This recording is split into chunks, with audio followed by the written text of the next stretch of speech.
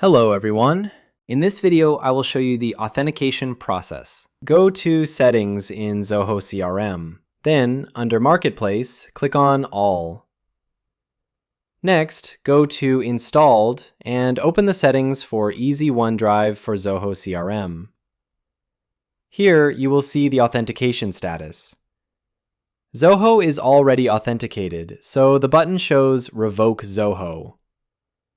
OneDrive is not authenticated yet, so it needs to be authenticated.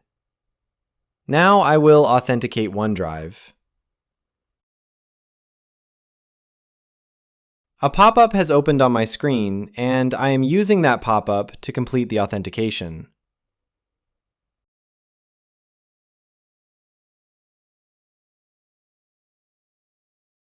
Now you can see the authentication completed message.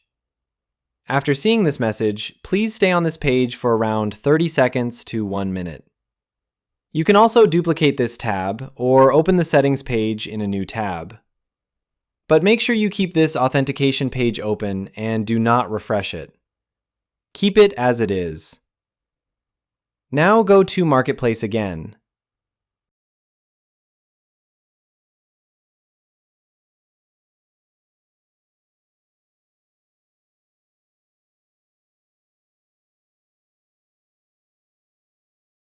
Click on All. Then go to Installed. Open the settings for Easy OneDrive for Zoho CRM.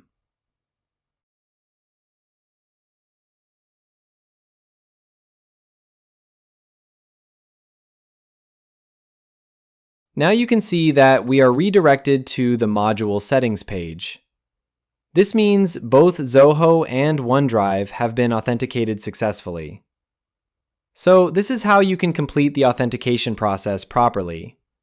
Remember, do not close or refresh the authentication page immediately.